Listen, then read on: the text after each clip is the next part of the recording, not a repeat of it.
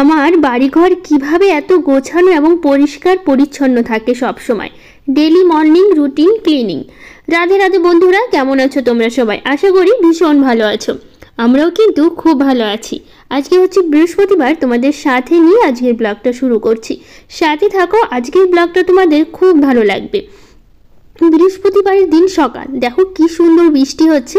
কালকে থেকে কিন্তু আমাদের এখানে মেঘলা মেঘলা ওয়েদারটা করছে, আর সেই জন্য বৃষ্টিটা কিন্তু বেশ ভালোই কিন্তু আমাদের এখানে হচ্ছে।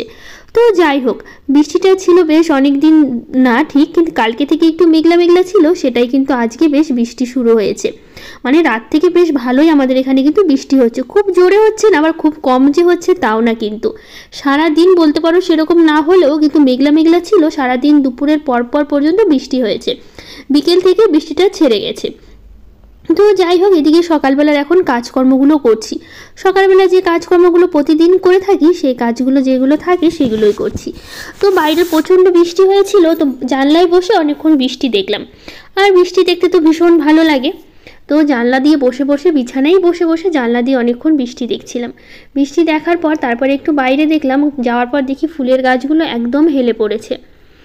ওই বৃষ্টির জন্য বেশ ভারী বৃষ্টি হয়েছে, তো এখন ফুলগুলো গাছে ধরেছে, গাঁদা ফুলগুলো।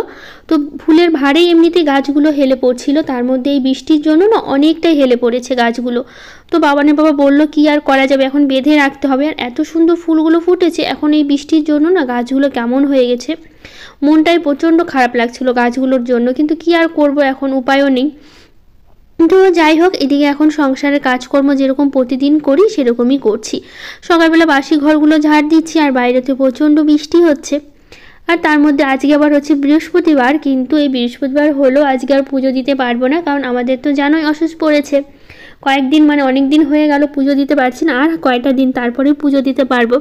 আসলে বাড়িতে পুজো সন্ধ্যা না দিলে না মনটা যেন কেমন করে। আর সবথেকে বেশি যখন গাছের দিকে তাকাই, এত সুন্দর ফুল ফুটে থাকে গাছে, মনটাই যেন কেমন করে। মনে হয় কবে এই গাছের ফুলগুলো তুলবো আর ঠাকুরকে পুজো দিতে পারবো। আসলে পুজো দেওয়ার সময় তোমরা তো দেখো কত সুন্দর আমি ফুল দিয়ে সাজিয়ে পুজো দিই, আর তার মধ্যে এখনও প্রচুর জবা ফুল ফুটছে। আর কিছুদিন পর তো ফোটা বন্ধ হয়ে যাবে। ঠান্ডা পড়ে গেলে জবা ফুল এমনিতেও হতে চায় না, দুটো একটা হবে, কোনোদিন হবেও না, এরকমভাবেই চলবে। তখন তো জবা ফুল একদমই ফোটে না। আবার এই গরমের সময়টা জবা ফুল বেশি পাওয়া যায়। তো সেই জন্য ভাবছি, এখনই প্রায় ঠান্ডা তো শুরু হতে চলেছে, ফুলগুলো আর বেশি ফুটবে না। এখন বেশ প্রচুর ফুল ফুটছে, কারণ নতুন করে বেশ অনেক কুড়ি এসেছিল গাছে। তো সেই জন্য গাছে না প্রচুর ফুল দিচ্ছে এখন। তো আর কিছুদিন পর হয়তো ফুল দেওয়া বন্ধ হয়ে যাবে, কারণ জবা গাছে ফুটে না সেরকমভাবে শীতের সময় ফুল। তো যাই হোক, এদিকে সোফাটা গুছিয়ে নিলাম, সাথে ঘরগুলো ঝাড় দিচ্ছি। আজকে আবার ঘরগুলো একটু মুছবো, কারণ হচ্ছে বৃহস্পতিবার করে তো ঘরগুলো মুছি, পুজো না দিই ঘরগুলো তো মুছে রাখতেই পারি, তাই না? তো সেই জন্য মুছে নেব। তো যাই হোক, কিছু দিদিভাইদের কমেন্টগুলো পড়ে নিই। হেনা দিদিভাই বলেছে, অবশ্যই বলবো যখন সবজি হবে। দিদি, তোমার শরীর এখন কেমন আছে? আমি এখন ভালো আছি, আমার শরীরও ভালো আছে। আর তুমি কেমন আছো অবশ্যই জানিও। আর তুমি যখন বলেছো অবশ্যই জানিও তোমার গাছে যদি সবজি হয়ে থাকে। তো আমাদের গাছে হলে তো তখন তো তোমাদের দেখাবোই ভিডিওতে। তো যাই হোক, এই বৃষ্টি আবার শুরু হয়েছে, না জানি গাছের কি অবস্থা হবে। এমনিতেও এবার বৃষ্টির জন্য সেরকম ফুলের গাছ থেকে কোনো গাছই ঠিক মতো হতে পারিনি, কারণ পুরো গরমটা তো বৃষ্টি বৃষ্টি করেই গেল। আবার শুরু হলো বৃষ্টি, না জানি কবে ছাড়বে। শুনেছি 3 দিন থাকবে, মানে 2 দিন তো হয়ে গেল আজকে দিয়ে, কালকে পর্যন্ত শুনেছি থাকবে। তো দেখা যাক কালকে আবার কেমন করে, মেঘলা মেঘলা করে না বৃষ্টি হয় কি হয় তারও ঠিক নেই। তো যাই হোক, নাজনিস ব্লগ থেকে দিদিভাই বলেছে, অনেক ভালো লাগলো দিদি, গ্যাসে পানি দিয়ে শুরু করলাম। থ্যাংক ইউ দিদিভাই, তুমি প্রতিদিন কমেন্ট করো, আমার ভীষণ ভালো লাগে। তোমাকে অনেক ভালোবাসা, এভাবে পাশে থেকো আর সুন্দর সুন্দর কমেন্ট করো।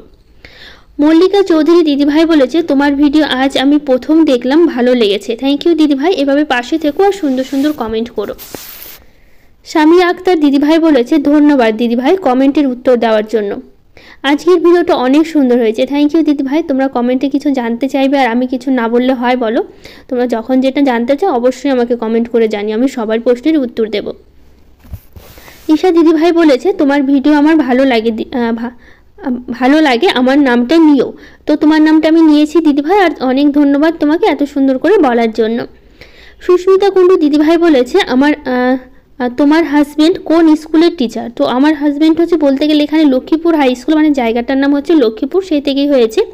তো হয়তো তোমাদের কেউ চেনার কথা না, জায়গাটা আমাদের বাড়ির কাছাকাছি বলতে গেলে 14 কিলোমিটার আমাদের বাড়ি থেকে। তো হচ্ছে লক্ষ্মীপুর হাই স্কুল বলে স্কুলের নাম।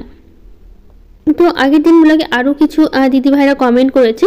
সিক্তা Kumari Nayak, Alifa Taslim, Ruma Das, Payel Pal, Manju, Pushpa Rahed Sheikh, Ranjita Shah, Shreyasi blog. Thank you দিদিভাই, অনেক ভালোবাসা তোমাকে এত সুন্দর করে কমেন্ট করার জন্য, সবাইকে অনেক ভালোবাসা। তো যাই হোক, এদিকে ঘর মুছছে আর বাইরে কিন্তু এখনও বৃষ্টি হচ্ছে। আর বাবানের বাবা দেখো ছাতা মাথায় দিয়ে ফুলের গাছগুলো বাঁধছে, কারণ প্রচুর হেলে পড়েছে গাছগুলো, আর ফুলের ভারে আরও হেলে পড়েছে, তার জন্য বৃষ্টির জন্য তো আরও সমস্যা হচ্ছে। এখন যদি বেঁধে না রাখি হয়তো ডালগুলো ভেঙেও যেতে পারে। বৃষ্টির কথা বলা যায় না, কখন বেশি কখন কম সেটা বলা মুশকিলই হয়ে যায়। তো যাই হোক, এদিকে সকালবেলা বাসি কাজকর্ম সেরে নিয়েছি, নিয়ে চলে এসেছি রান্নাঘরে। তো প্রথমেই ভাতটা বসিয়ে দিয়েছি, একটু এখন চালটা একটু বেশি করে নিতে হচ্ছে, কারণ তোমাদের তো বলেছিলাম আমাদের দেওয়ার এখন আমাদের এখানেই খাচ্ছে বেশি। তো সেই জন্য, কারণ আমার জাতও নেই, সেই জন্য হচ্ছে মানে বাবার বাড়িতে আছে, তো সেই কারণে আমাদের এখানেই খাচ্ছে। তো যাই হোক, এদিকে ভাতটা বসিয়ে দিয়ে, আজকে তো বৃহস্পতিবার করে তো নিরামিষ খাই, তো আজকে রান্না করবো পনির করবো। তো দুধ ছিল এখানে, 1 কিলো দুধের কিন্তু আমি পনির করছি। 1 কিলো দুধেরই পনির করা হয়, আমাদের হাফ কিলো করে দুধ নেওয়া হয়, 2 দিন রেখে দিলে 1 কিলো হয়ে যায়।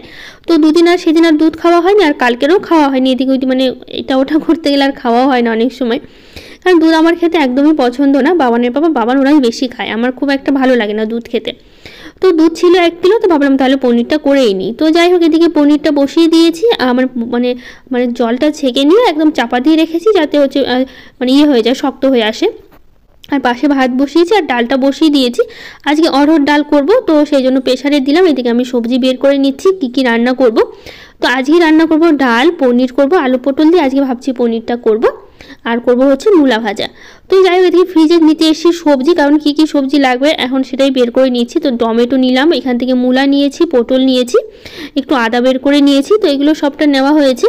তো ঝুড়ির মধ্যে কয়েকটা লঙ্কা ছিল, তো সেটাও বের করে নিলাম। তো চলে এসেছি রান্নাঘরে, এখনও ডালটা সেদ্ধ হয়নি আর ভাতটা হচ্ছে। তো এদিকে আমি এখন পটলগুলো ছিলে নিচ্ছি, পটলগুলো কেটে নেব।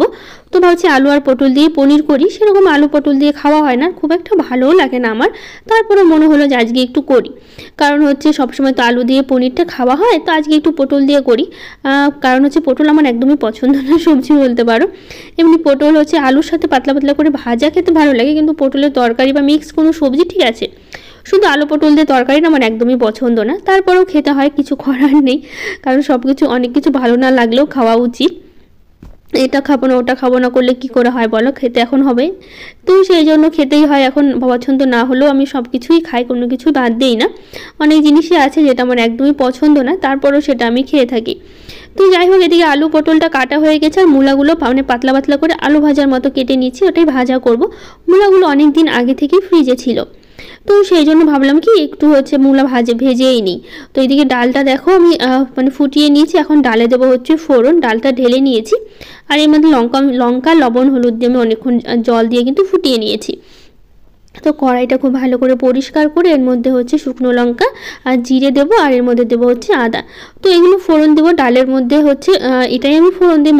মটর ডাল, তারপরে হচ্ছে মুগ ডাল বলো, অরহর ডাল বলো, এই ধরনের ডালে কিন্তু আমি এগুলো ফোড়ন দিয়ে থাকি। তেজপাতা ছিল, সেটা আর দেওয়া হয়ে ওঠেনি, তো তেজপাতাও মাঝে মধ্যে দিয়ে থাকি। তো যাই হোক, এদিকে আমার ডালটা আমার একদমই হয়ে গেছে, অনেকক্ষণ ফুটিয়ে নিয়েছি। তো যাই হোক, এদিকে আমি পনিরটা কেটে নিই, ওদিকে ডালটা আরেকটু ফুটছে, ভাবলাম আরেকটু ফুটিয়ে নিই। তো এদিকে দেখো পনিরটা বেশ অনেকখানি হয়েছে, ছোট ছোট করেই কাটছি যাতে সবারই বেশি করে, কারণ বড় বড় কাটলে একটু একটা দুটো পড়লে কেমনই লাগে, কিন্তু ছোট ছোট 4-5টা পড়লেও তখন ভালো লাগে থালাতে। তো সেই জন্য এদিকে পনিরটা কাটবো, আর পাশে হচ্ছে আমি মূলা ভাজাটা করবো। তো দুটো কড়াই পাশাপাশি বসিয়ে দিয়েছি যাতে তাড়াতাড়ি হয়ে যায় রান্নাগুলো। তো যাই হোক, এইদিকে হচ্ছে আমি পনিরটা কেটে নিয়েছি, এর মধ্যে দিলাম পনির, দিয়ে একটু লবণ দেবো হালকা করে, লবণ দিয়ে তারপরে হচ্ছে পনিরটা একটু ভাজা ভাজা করে নেবো। আর পাশে তেলটাও প্রায় গরম হয়ে এসছে, ওখানে হচ্ছে এখন দিয়ে দেবো হচ্ছে আমি যে আলু, মানে মূলার সাথে না আমি একটু আলুও দিয়েছি, ভেবেছিলাম আলু দেবো না, তারপরে পরেও মনে হলো যে আলুটাও দিই, ভালো লাগবে খেতে দুটো একসাথে, তো সেই জন্য হচ্ছে আলু কিন্তু আমি দিয়েছি। তো যাই হোক, এদিকে একসাথে দিয়ে দিয়েছি আলু মূলা দিয়ে, এর মধ্যে একটু লবণ দেবো, একটু হলুদ দেবো, যেরকম আলু ভাজা করে সেরকমভাবে কিন্তু লাল লাল করে ভেজে নেব।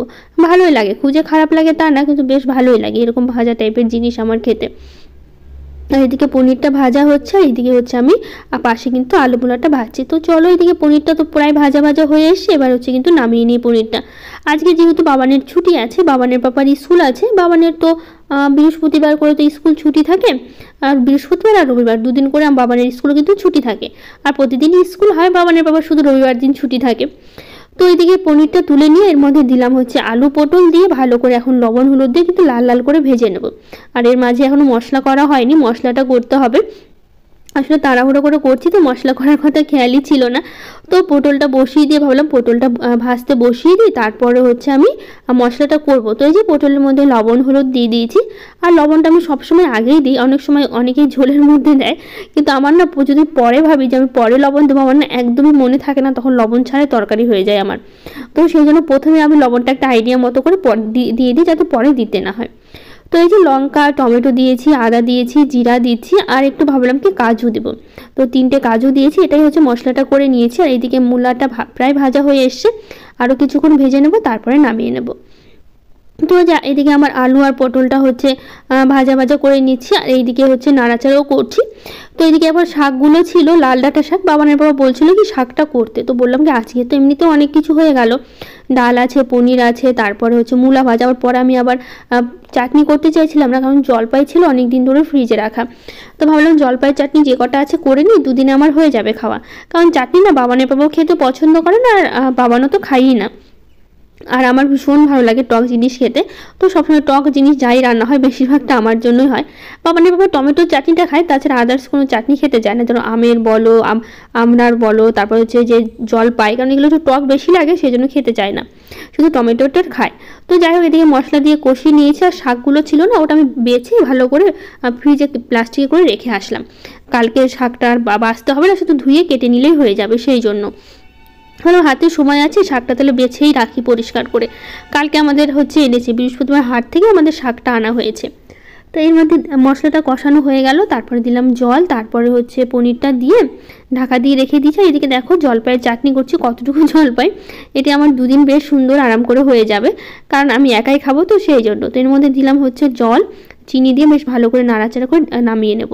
তো এইদিকে দেখো পনিরটা আমার একদমই হয়ে গেছে, পনিরটা একটু ঝোল ঝোল মনে হচ্ছে, পরে কিন্তু ঠান্ডা হলে একদমই কিন্তু পুরো ঝোলটা টেনে নেবে। তো এইদিকে আমার জলপাইয়ের চাটনিটাও হয়ে গেল, চলো রান্নাঘরটা এবার একটু পরিষ্কার করে নিই। তো রান্নাঘরটা পরিষ্কার করে নিচ্ছে, এইদিকে আমাদের হচ্ছে বাবানের বাবানকে খেতেও দিয়ে দিয়েছি। তো আমি বললাম কি তোমরা খেয়ে নাও, তারপরে আমি পরে খাবো। এদিকে রান্নাঘরটা পরিষ্কার করে নিই, কারণ এই যে দুটো কড়াই তারপর প্রেশার কুকার না খাওয়ার পর না আমার একদমই মাছতে ইচ্ছে করে, আমার শরীরে তখন শক্তি পাই না, ভরা পেটে না কাজ করতে পারি না আমি। তো সেই জন্য বললাম কি আমি রান্নাঘরটা পরিষ্কার করে নিয়ে তারপরেই খাবো, তো তোমরা খেয়ে নাও। তো ওরা খেয়ে নিচ্ছে, বাবান পাপা তো স্কুল যাবে, বাবান বাড়িতেই থাকবে সেই জন্য। তো যাই হোক এদিকে যে কটা বাসন ছিল সব কটা বাসনই কিন্তু আমি ভালো করে মেজে নিয়েছি, তারপরে ধুয়ে রেখে দিচ্ছি। চলো এবার ওভেনটা পরিষ্কার করে নিই। তো এইদিকে হচ্ছে ওভেনটাও আমি পরিষ্কার করে নেব, কারণ হচ্ছে ওভেনের যে ইয়েগুলো ছিল ওগুলো আমি পরিষ্কার করে নিয়েছি, এখন শুধু মুছে নেওয়া বাকি। প্রথমে একটু সাবান দিতে হবে, সাবান দিয়েছি হালকা করে, আর একটু ঘষে ঘষে উঠাচ্ছিলাম, কারণ যে ডাল পড়ে গিয়েছিলো তো তার জন্য না ডালটা না মানে শুকিয়ে গেছিলো, লেগে গেছিলো, তখন উঠতে চাইছিল। তো আমি আর কী করলাম, ভালো করে কাপড়টা দিয়ে ঘষে ঘষে পরিষ্কার করলাম। আর ওয়ালের টাইলসগুলো এগুলো তো পরিষ্কার করতে হয়, নইলে না তেলগুলো এত ছিটে ছিটে যায়, আর সাদার মধ্যে তো না প্রচুর মানে দেখা যায় কেমন খুবই বাজে লাগে। তো যাই হোক এদিকে বাবানের পুরো খাওয়া দাওয়া হয়ে গেছে, বাবানেরও হয়ে গেছে, তারপরে আমি দেখাচ্ছি রান্নাগুলো। তো এদিকে ডাল, পনির, আর হচ্ছে মূলা ভাজা, আর হচ্ছে চাটনি, জলপাইয়ের চাটনি। তো যাই হোক এদিকে আমি ভাতটা বেড়ে নিয়েছি, কারণ বললাম আমি পরে খাবো, কাজের একটু চাপ ছিল যে রান্নাঘর পরিষ্কার করার, সেই জন্য। তো এইদিকে আমি খাওয়া দাওয়া শেষ করে সারাটা দিন এই যে শুয়ে বসে কাটালাম, একবারে সন্ধ্যাবেলা ব্লগটা করছি। আসলে একটা পার্সেল এসেছিল দুপুরবেলায়, পার্সেল বলতে গেলে কি এখানে বাল্বগুলো আছে, তাই ভাবলাম তোমাদের সাথে একটু শেয়ার করি।